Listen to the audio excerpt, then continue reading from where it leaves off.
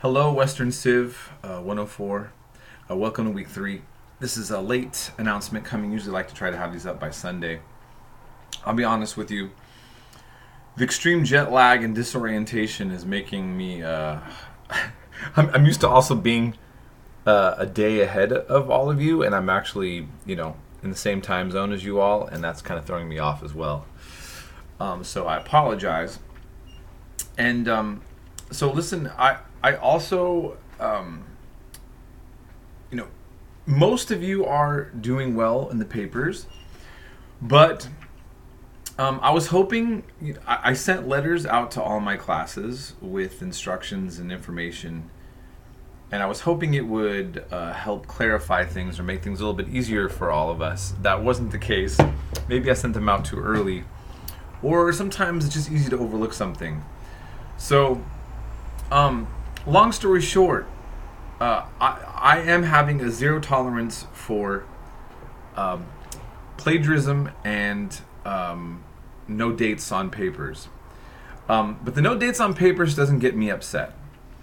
And it's just something that I'm going to just break this habit from you all like very quickly. And right now, just for this week, anybody who has been writing papers and didn't put dates or timelines, I'm letting you put them in and get full points, okay? But it's in the instructions for the rubric, if you look on your instructions, and I'm making it very clear here. It's not a reduction of points, it is 0 points. Because a history paper without dates is not a history paper. After you get this through your head, you will see that I am very fair in my grading. I'm not coming down on you too hard, but I'm going to start grading a little harder on some of you if, when I'm looking on the Sunday papers, that there's a little content really revealing that you've actually went over the material. I mean, so let me back up and just say again, the whole entire point of the Sunday papers are not to be research papers or necessarily written in some academic way. It's you getting a chance to demonstrate and show that you really did watch the videos, you did participate in discussions, you did the readings, and here it is in simple form.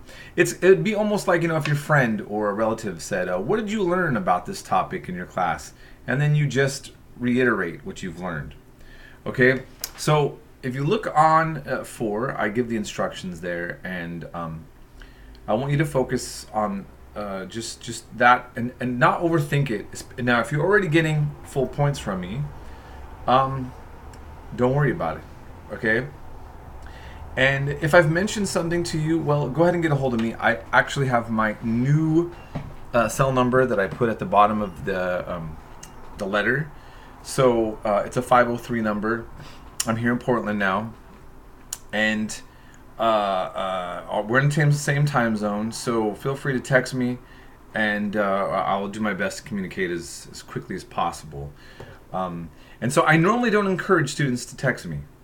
But in an online setting, it makes me more accessible when people don't normally have, the students don't normally have access to me. So please, though, I've literally had students in the past that text me at like 5 in the morning or late at night, or they're drinking at a party and they have a thought. Like, let's not do that, okay? We're talking, let's keep it, in the 9 to 5 realm. Okay, like I said, I will do my best to get back a hold of you as soon as possible. I think that is mostly what I want to say about this. Look, I realize that I'm reading some of the notes. I know that just like I mentioned in my last announcement, the ancient Israel and the Hebrews discussion was a little rough for some of you on a personal level sense due to the sacred history kind of meeting secular history.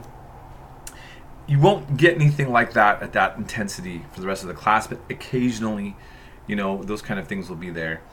And if you're a student that struggles with how to balance those kind of things, personal beliefs mixed with what you're learning in the class, and how to navigate through that, I'm more than happy to have a discussion with you. If you wanted to contact me on how to approach writing papers that make college professors happy, and simultaneously maybe not feeling like you're compromising your personal beliefs. It doesn't even have to be on a religious level.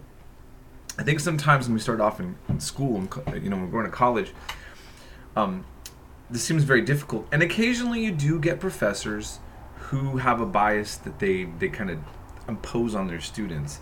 I've seen that happen with conservative and left-leaning professors, from the left and the right, religious and non-religious.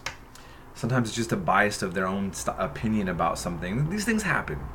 And I'm not going to focus on those, but what I'm saying is in my class, you're getting graded on the merit of following the instructions and going through the material, okay? So,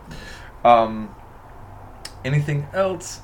Okay, so we're covering now ancient Greece, and I'm hoping you're seeing right now, I mean, this is where it immediately becomes clear that of a culture that has a tremendous influence on Western civilization, because that's what we're covering right now, right? Western civilization. So yes, we're also talking about world civilization, but we started. I mean, think about this. We started in ancient Iraq. We looked at Egypt, in Africa, that's where Egypt's at, right? Ancient Israel, so Iraq and Israel, we have the Middle East, or Near East, as some say, we have Africa, and then we have the ancient Mediterranean world, that are all going to be rooted in influencing us in the Western world. So it's kind of interesting when we have people who talk about being Western-centric, not understanding or thinking about the world influence aspects of the influence on Western civilization. And in turn, as we learn, and you'll hear in some of the lectures, other parts of the world also being influenced by the Western world, and then also morphing it into their own ways, to their own culture and history. So that's all I'm going to say about that. I hope you are all having a great start to your week, and we'll be in touch. Like I said, hit me up if you need anything.